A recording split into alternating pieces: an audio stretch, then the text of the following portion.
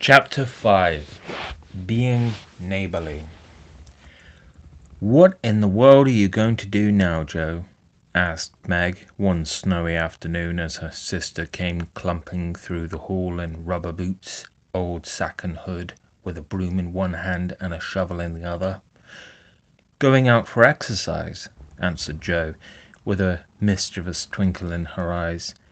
"I should think 2 long walks this morning would have been enough. It's cold and dull out, and I advise you to stay warm and dry by the fire as I do," said Meg with a shiver. "Never take advice. Can't keep still all day. And, not being a pussycat, I don't like to doze by the fire. I like adventures, and I'm going to find some." Meg went back to toast her feet and read Ivanhoe, and Joe began to dig paths with great energy.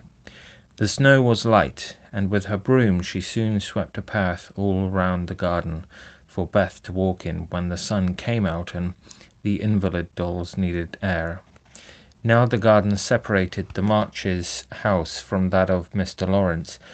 Both stood in a suburb of the city, which was still country-like, with groves and lawns, large gardens, and quiet streets. A low hedge parted the two estates. On one side was an old brown house, looking rather bare and shabby, robbed of the vines that in summer covered its walls, and the flowers which then surrounded it. On the other side was a stately stone mansion, plainly betokening every sort of comfort and luxury, from the big coach-house and well-kept grounds to the conservatory and the glimpses of lovely things one caught between the rich curtains. Yet it seemed a lonely, lifeless sort of house, for no children frolicked on the lawn, no motherly face ever smiled at the windows, and few people went in and out except the old gentleman and his grandson. To Joe's lively fancy, this fine house seemed a kind of enchanted palace, full of splendours and delights which no one enjoyed. She had long wanted to behold these hidden glories, and to know the Lawrence boy, who looked as if he would like to be known, if he only knew how to begin. Since the party she had been more eager than ever, and had planned many ways of making friends with him, but he had not been lately seen, and Joe began to think he had gone away, when she one day spied a brown face at an upper window, looking wistfully down into their garden, where Beth and Amy were snowballing one another. "That boy is suffering for society and fun," she said to herself. "His grandpa don't know what's good for him, and keeps him shut up all alone. He needs a lot of jolly boys to play with, or somebody young and lively. I've great mind to go over and tell the gentleman so." The idea amused Joe, who liked to do daring things, and was always scandalizing Meg by her queer performances. The plan of going over was not forgotten, and when the snowy afternoon came, Joe resolved to try what could be done. She saw Mr. Lawrence drive off, and then sailed out to dig her way down the hedge, where she paused and took a survey. All quiet, curtains down at the lower windows, servants out of sight, and nothing human visible but a curly black head leaning on a thin hand at the upper window. "There he is," thought Joe. "Poor boy, all alone and sick this dismal day. It's a shame. I'll toss up a snowball and make him look out, and then say a kind word to him." Up went a handful of soft snow, and the head turned at once, showing a face which lost its listless look in a minute, as the big eyes brightened and the mouth began to smile. Joe nodded and laughed, and flourished her broom as she called out, "How do you do? Are you sick?" Laurie opened the window and croaked out as hoarsely as a raven, "Better, thank you. I've had a horrid cold and been shut up a week."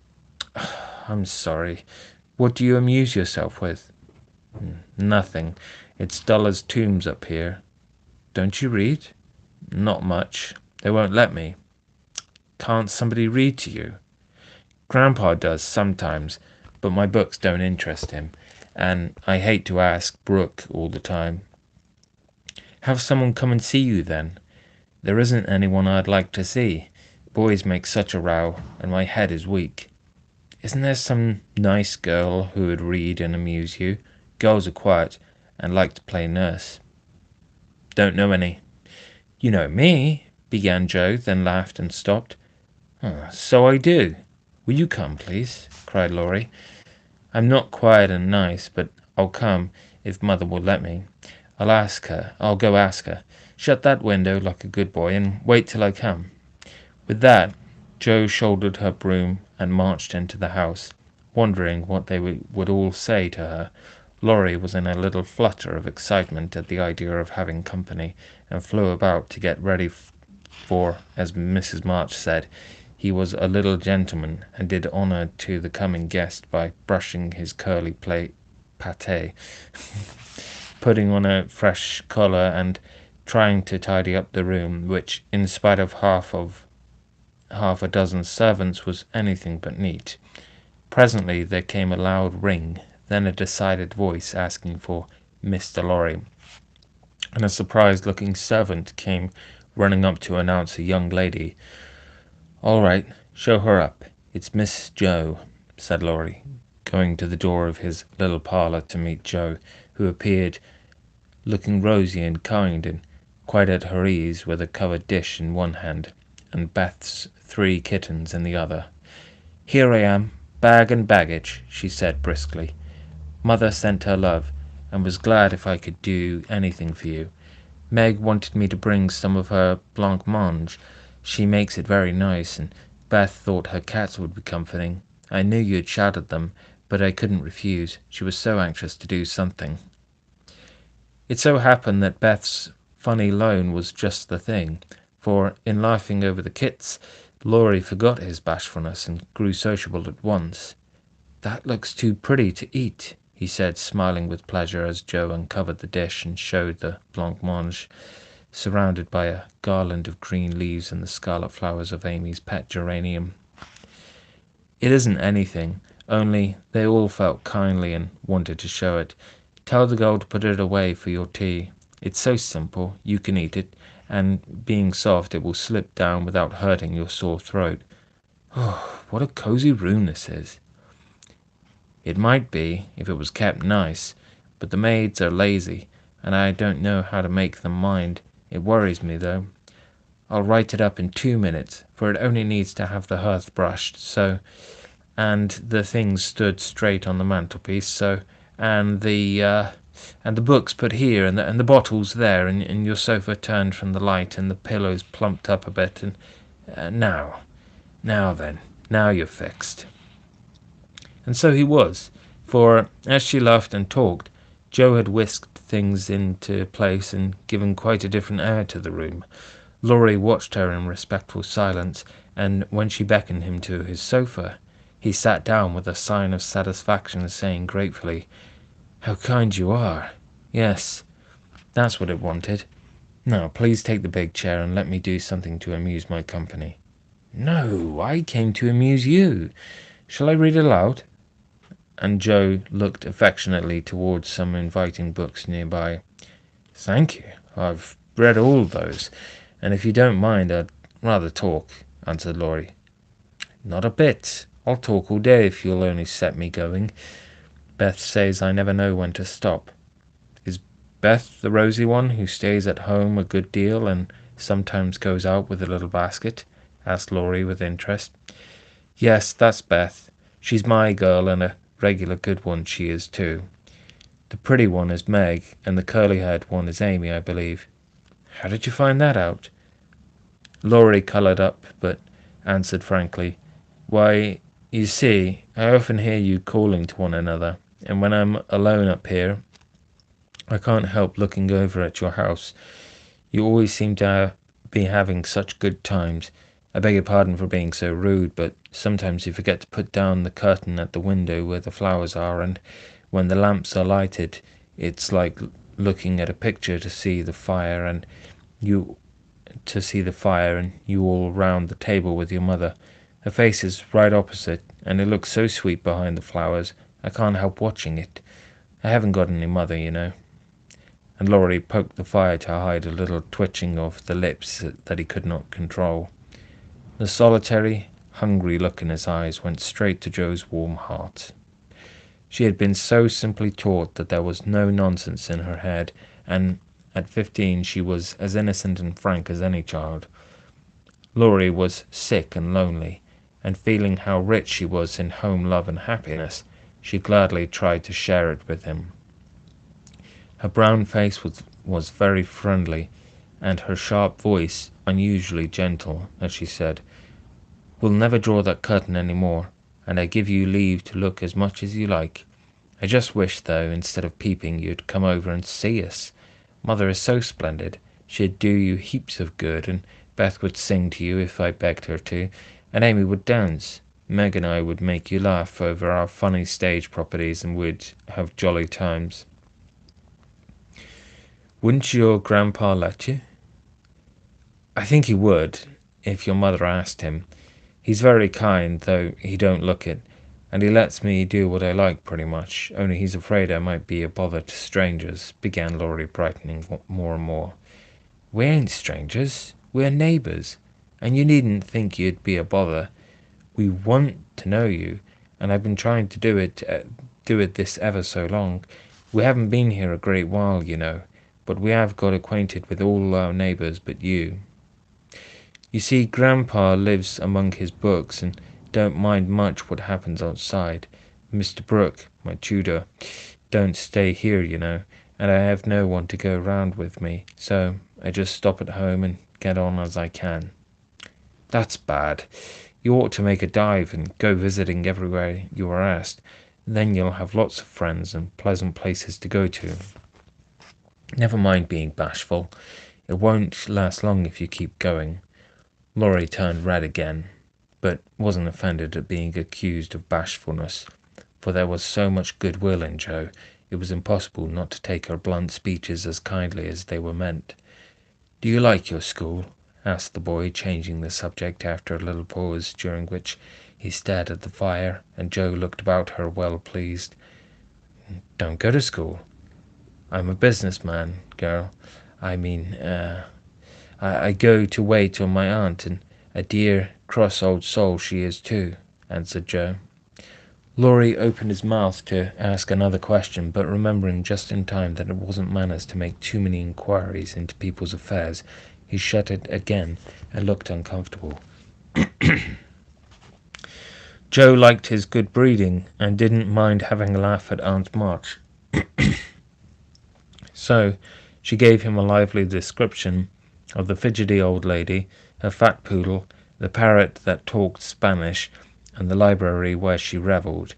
Laurie enjoyed that immensely, and when she told about the prim old gentleman who came once to woo Aunt March, and, in the middle of a fine speech, how Poll had tweaked his wig off to his great dismay, the boy lay back and laughed till the tears ran down his cheeks, and a maid popped her head in to see what was the matter. "Oh, that does me lots of good. Tell on, please," he said, taking his face out of the sofa cushion, red and shining with merriment. Much elated with her success, Joe did tell on, and all about their plays and plans, their hopes and fears for father, and the most interesting events of the little world in which the sisters lived. Then they got to talking about books, and to Joe's delight, she found that Laurie loved them as well as she did, and had read even more than herself. "If you like them so much, come down and see ours. Grandpa's out, and you needn't be afraid," said Laurie, getting up. "I'm not afraid of anything," returned Joe with a toss of the head. "I don't believe you are," exclaimed the boy, looking at her with much admiration, though he privately thought she would have good reason to be a trifle afraid of the old gentleman if she met him in some of his moods. The atmosphere of the whole house being summer-like, Laurie led the way from room to room, letting Joe stop to examine whatever struck her fancy, and so, at last, they came to the library, where she clapped her hands and pranced, as she always did when especially delighted. It was lined with books, and there were pictures and statues, and distracting little cabinets full of coins and curiosities, and sleep-hollow chairs, and queer tables, and bronzes, and best of all, a great open fireplace with quaint tiles all around it. "What richness!" sighed Joe, sinking into the depths of the velvet chair and gazing about her with an air of intense satisfaction. "Theodore Lawrence, you ought to be the happiest boy in the world," she added impressively. "A fellow can't live on books," said Laurie, shaking his head as he perched on the table opposite. Before he could say more, a bell rung, and Joe flew up, exclaiming with alarm, "Mercy me, it's your grandpa!" "Well, what if it is? You are not afraid of anything, you know," returned the boy, looking wicked. "I think I am a little bit afraid of him, but I don't know why I should be. Mommy said I might come, and I don't think you're any the worse for it," said Joe, composing herself, though she kept her eyes on the door. "I'm a great deal better for it, and ever so much obliged. I'm only afraid you are very tired talking to me. It was so pleasant. I couldn't bear to stop," said Laurie gratefully.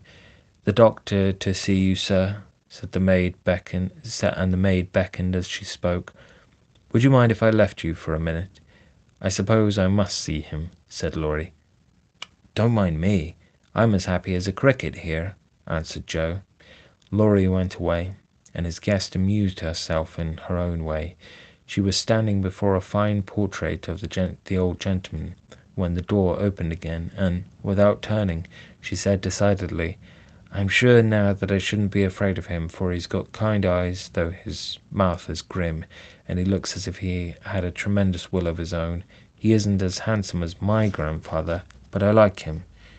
"Thank you, ma'am," said a gruff voice behind her, and there, to her great dismay, stood old Mr. Lawrence. Poor Joe blushed till she couldn't blush any redder, and her heart began to beat uncomfortably fast as she thought what she had said. For a minute, a wild desire to run away possessed her, but that was cowardly, and the girls would laugh at her, so she resolved to stay and get out of the scrape as she could. A second look showed her that the living eyes under the bushy grey eyebrows were kinder even than the painted ones, and there was a sly twinkle in them which lessened her fear a good deal. The gruff voice was gruffer than ever, as the old gentleman said abruptly, after that dreadful pause, "So, you're not afraid of me, hey?" "Not much, sir." "And you don't think me as handsome as your grandfather?" "Not quite, sir." "And I've got a tremendous will, have I?" "I only said I thought so." "But you like me in spite of it?" "Yes, I do, sir." The answer pleased the old gentleman. He gave a short laugh, shook hands with her, and, putting his finger under her chin, turned up her face, examined it gravely, and let it go, saying with a nod, "You've got your grandfather's spirit, if you haven't his face. He was a fine man, my dear, but what is better, he was a brave and an honest one, and I was proud to be his friend." "Thank you, sir." And Joe was quite comfortable after that, for it suited her exactly. "What have you been doing to this boy of mine, eh?" was the next question, sharply put. "Only trying to be neighbourly, sir," and Joe told how her visit came about. "You think he needs cheering up a bit, do you?" "Yes, sir. He seems a little lonely, and young folks would do him good, perhaps. We are only girls, but we should be glad to help if we could, for we don't forget the splendid Christmas present you sent us," said Joe eagerly. "Tut, tut, tut, tut, tut. That was the boy's affair. How is the poor woman?" "Doing nicely, sir." And off went Joe, talking very fast as she told all about the Hummels in whom her mother had interested richer friends than they were. "Just her father's way of doing good. I shall come and see your mother some fine day. Tell her so. There's the tea bell. We have it early on the boy's account. Come down and go on being neighbourly. If you'd like to have me, sir, shouldn't ask you if I didn't." And Mr. Lawrence offered her his arm with old-fashioned courtesy. What would Meg say to this, thought Joe, as she was marched away, while her eyes danced with fun, and she imagined herself telling the story at home. "Hey, why, what the dickens has come to the fellow? said the old gentleman as Laurie came running downstairs and brought up with a start of surprise at the astonishing sight of Joe arm in arm with his redoubtable grandfather. "I didn't know you'd come, sir," he began, as Joe gave him a triumphant little glance. "That's evident by the way you rack it downstairs. Come to your tea, sir, and behave like a gentleman." And having pulled the boy's hair by way of a caress, Mr. Lawrence walked on, while Laurie went through a series of comic evolutions behind their backs which nearly produced an explosion of laughter from Joe. The old gentleman did not say much as he drank his 4 cups of tea, but he watched the young people, who soon chatted away like old friends, and the change in his grandson did not escape him. There was colour, light, and life in the boy's face now, vivacity in his manner, and genuine merriment in his laugh. "She's right. The lad is lonely. I'll see what these little girls can do for him," thought Mr. Lawrence, as he looked and listened. He liked Joe, for her odd, blunt ways suited him, and she seemed to understand the boy almost as well as if she had been one herself. If the Lawrences had been what Joe called prim and poky, she would not have got on at all, for such people always made her shy and awkward, but finding them free and easy, she was so herself and made a good impression. When they rose, she proposed to go, but Laurie said he had something more to show her, and took her away to the conservatory, which had been lighted for her benefit. It seemed quite fairy-like to Joe as she went up and down the walks, enjoying the blooming walls on either side, the soft light, the damp, sweet air, and the wonderful vines and trees that hung above her, while her new friend cut the finest flowers till his hands were full. Then he tied them up, saying, with the happy look Joe liked to see, "Please give these to your mother, and tell her I like the medicine she sent me very much." They found Mr. Lawrence standing before the fire in the great drawing-room, but Joe's attention was entirely absorbed by a grand piano which stood open. "Do you play?" she asked, turning to Laurie with a respectful expression. "Sometimes," he answered modestly. Please do now. I want to hear it, so I can tell Beth." "Won't you first?" "Don't know how. Too stupid to learn, but I love music dearly." So Laurie played, and Joe listened, with her nose luxuriously buried in heliotrope and tea roses. Her respect and regard for the Lawrence boy increased very much, for he played remarkably well and didn't put on any airs. She wished Beth could hear him, but she did not say so, only praised him till he was quite abashed, and his grandfather came to the rescue. That will do, young lady. Too many sugar plums are not good for him. His music isn't bad, but I hope he will do as well in more important things. Going? Well, I'm much obliged to you, and I hope you'll come again. My respects to your mother. Good night, Dr. Joe." He shook hands kindly, but looked as if something did not please him. When they got into the hall, Joe asked Laurie if she had said anything amiss. He shook his head. "No, it was me. He doesn't like to hear me play." "Why not?" "I'll tell you some day. John is going home with you, as I can't." "No need of that. I ain't a young lady, and it's only a step. Take care of yourself, won't you?" "Yes, but you will come again, I hope. If you promise to come and see us after you are well." "I will. Good night, Laurie. Good night, Joe. Good night." When all the afternoon's adventures had been told, the family felt inclined to go visiting in a body, for each found something very attractive in the big house on the other side of the hedge. Mrs. March wanted to talk of her father with the old man who had not forgotten him. Meg longed to walk in the conservatory. Beth sighed for the grand piano, and Amy was eager to see the fine pictures and statues. "Mother, why didn't Mr. Lawrence like to have Laurie play?" asked Joe, who was of an inquiring disposition. "I'm not sure, but I think it was because his son, Laurie's father, married an Italian lady, a musician, which displeased the old man, who was very proud. The lady was good and lively and lovely and accomplished, but he did not like her, and never saw his son after he married. They both died when Laurie was a little child, and then his grandfather took him home. I fancy the boy, who was born in Italy, is not very strong, and the old man is afraid of losing him, which makes him so careful. Laurie comes naturally by his love of music, for he is like his mother, and I dare say his grandfather fears he may want to be a musician. At any rate, his skill reminds him of the woman he did not like, and so he glowered, as Joe said. "Dear me, how romantic!" exclaimed Meg. "How silly," said Joe. "Let him be a musician if he wants to, and not plague his life out sending him to college when he hates to go. That's why he has such handsome black eyes and pretty manners, I suppose. Italians are always nice," said Meg, who was a little sentimental. "What do you know about his eyes and his manners? You never spoke to him, hardly," cried Joe, who was not sentimental. "I saw him at the party, and what you tell shows that he knows how to behave. That was a nice little speech about the medicine Mother sent him. He meant the blancmange, I suppose." "How stupid you are, child! He meant you, of course." "Did he?" And Joe opened her eyes as if it had never occurred to her before. "I never saw such a girl. You don't know a compliment when you get it," said Meg, with the air of a young lady who knew all about the matter.